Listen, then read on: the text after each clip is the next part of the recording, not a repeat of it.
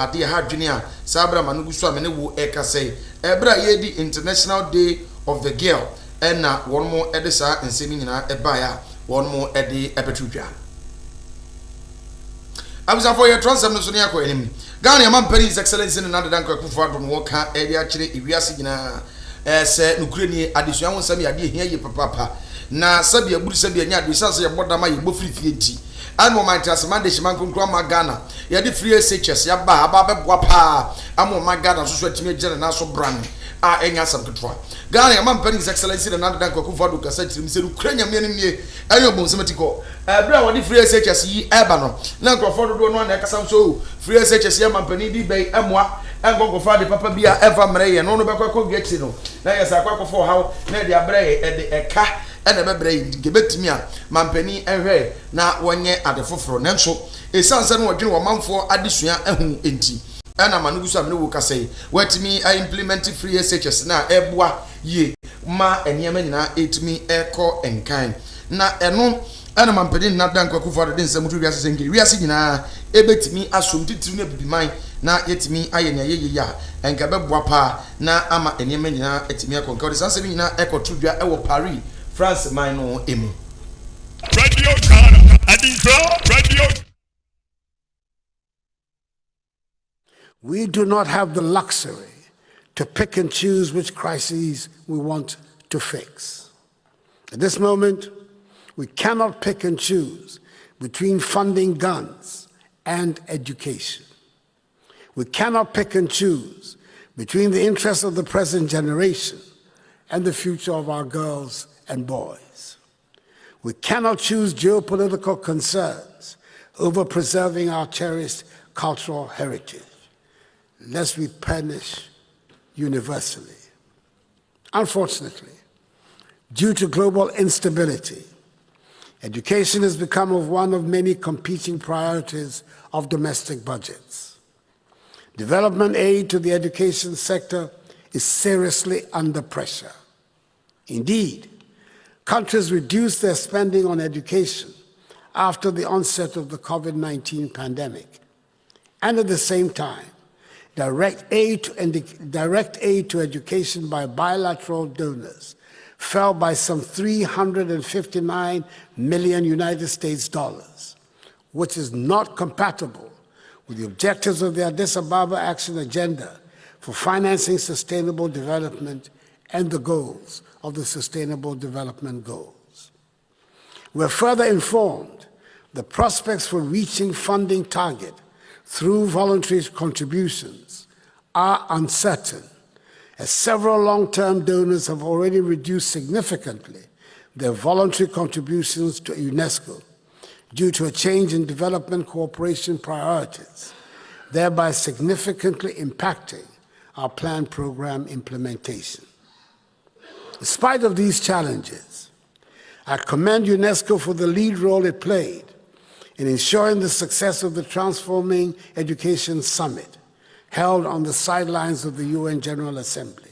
We do not have the luxury to pick and choose which crises we want to fix. At this moment, we cannot pick and choose. Radio Ghana. Abuzafo yen transam na so. Abuzafo yen transam na so na afi yen ko yenim. Na ye wokromu ha ya a yen ka bi enhyemu ene siapon a wono ewo kromu ha emu enipa bie level 400 fo bi ede ensam ekokotudwa wono ensam a wono eka nyina etietia ene se wono esukusu mu nukura nyame ni abonsematiko kwan a wono efa so a wono mo echechere wono mo eniama ne kwa wonde adisuafo bi efa so no enye titu any University of Education Winneba level 400 students ni bi kasa chem se sese kwan pa wono echechere for the wono mo fa so de enyo enye nti benefo hwe wono mo enye bibi emfa anye sade a ene na de besi ni nyene no ene nam so ema Ghana Tertiary Education Commission for anso so this mabeto dwa wono kasa chem se sabe aburu sabe anyado yeso me benyansani ni enso na montintin ene mane mu yi ama no gusu amene wo kasa wono mu tuabofo am wono mo atimi akosuapo no de wono ni krotwa wi se wono me ne ba ko santam atimi akọ adekode poti pass abire ama no gusu amene wo kasa e ko so e wo school mu wonti a ama adisuafo no ayi wo ye kire wo ye kyerɛ tempentin kwasa da bi sɛ ɛyɛ Ghana Tertiary Education Commission for ama mekasa de a ɛna kyerɛ sɛ wɔn nso nya de a wɔn bɛkɔ adesua de mu akɔsua ade na womasua mu Obinfo Mohammed Salifu wɔn ana wɔyɛ kwankyerɛfoɔ penny de ɛma Ghana Tertiary Education Commission wɔn no wɔkasa kyerɛ mi sɛ wɔn mo ɛbɛkɔ school mu hɔ wɔn mo akɔhwɛ adekode pɔte pa ɛkɔ so ɛwɔ hɔ. Radio Ghana. Done something right, okay, and that has to be with the student portal. We haven't done it right, and that because we genuinely thought that OSIS, the previous one, was having genuine problems, and we genuinely thought that there was a need to go onto another program, which system that we call RTS, thinking that will cater for it. Unfortunately, we haven't managed that well, so students don't get their results on time, or the results don't come, or they change, or something happens to their results, which is not right, because all what we are doing here is about their certification. Even though we know what the learning is there, but when they are going out, something must indicate that you learned all that you learned and it's in your head there. So if the source document or the source that allows you to give the person what he deserves is not right, it means that we are not doing things right. So that is our problem.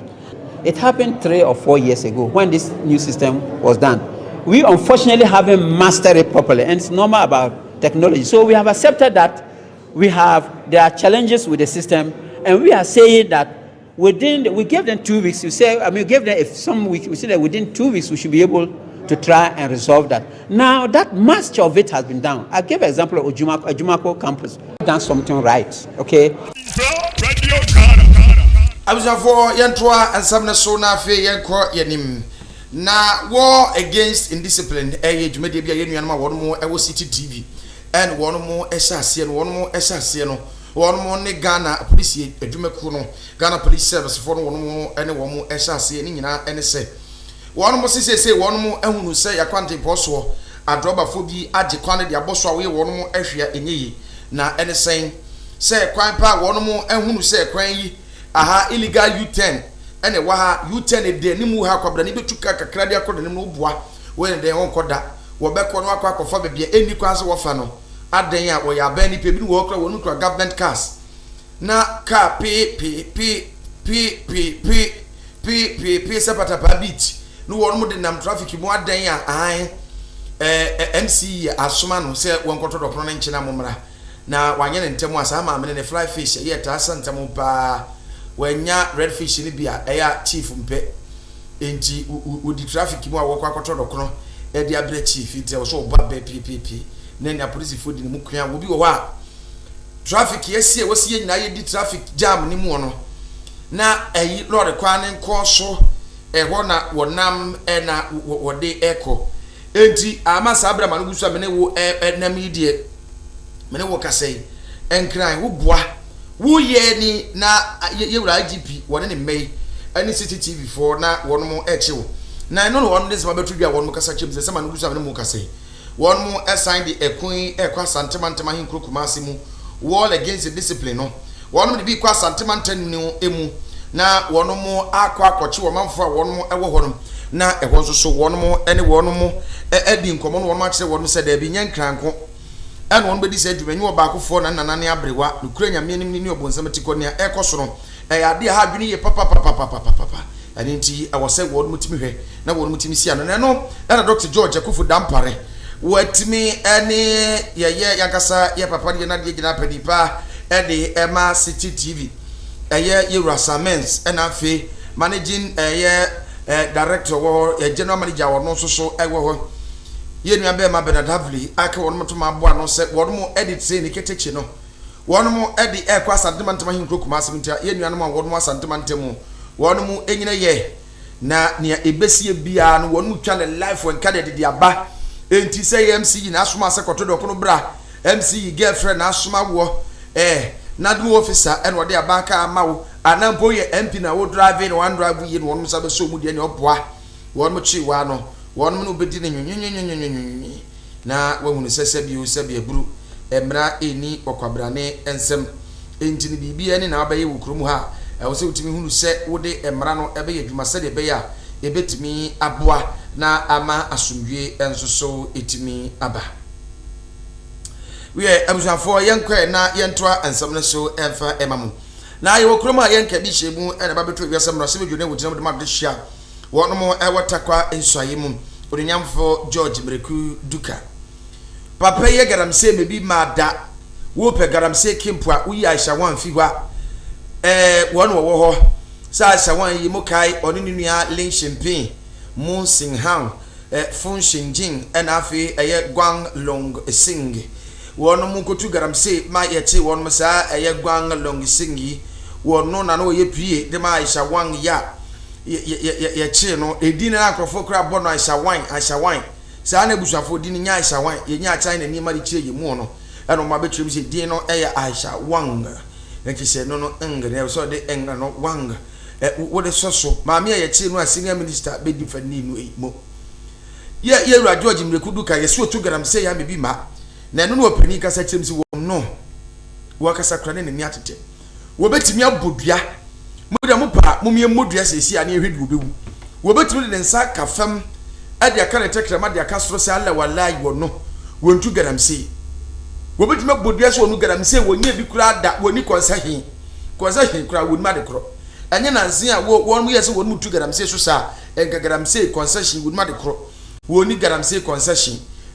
wo no wo ntu wo ni wo invest just wo ba sika se concession bi emu en wo ni ba bia concession bi awo na dia ota wo so wo sua wasa na wachia ne pa si an wo ni pa se na so benti si an wasa na wotimi fotimi wa na wo ka wafo beti na asem na bentia na nko no Ewura George Mreku Duka pa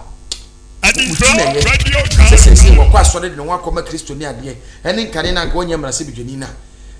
wa bom dua de daada yenko de nko tieri nsem no ebi. When you commissioning, like I saw somebody saying Akon community mining is for Mreku Duka. How can you say so? I commissioned the community mining. It's employed about 4,000 Ghanaians. You can go there and see. And you speculate that it's for Mreku Duka. How can you say so? A community mining that was commissioned with the chiefs and people of the area. The youth were there, the security agencies were there, and he said it was for me. I wish I could have such responsible mining concessions to take on Ghanaians. Because if a concession could employ 4,000, if we could have about 10 of those, how many people are we talking of? I wish I could have that capacity to do that, But that is not the truth. The truth is, government has rolled out community mining concept. We're going all out, and we may even open more in Takwa because we have more concessions that could take on board more youth to work. And let me also put it on record that mining is not illegal. We have people who mine and mine responsibly, and we shouldn't just put everything together as if mining is a crime. No, you can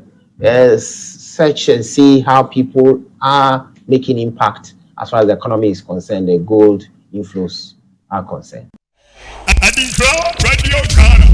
Abusuafo kase no esi asedapese government production team no Ewura Abraham Aloti semufo pedi mami efo asanwa akwaba wabeki wonu gina camera yachi ene Everin eno echi no nana yeboa wono no wo master control room wa wono mo ehwe ema eniema nyina enso etimi eko enkai na social media wunya bihwe ya yenua bema Dan Kwesi Prince wono nso so na social media no eso no wo boa ama eniema nyina etimi akọ enkai ofosu nyansani producer on duty abusanfo yeframe kase this year Kwaku Akwa yada mo nyina ase ama mo nyina mo nihwa erisi Adinso Radio Ghana.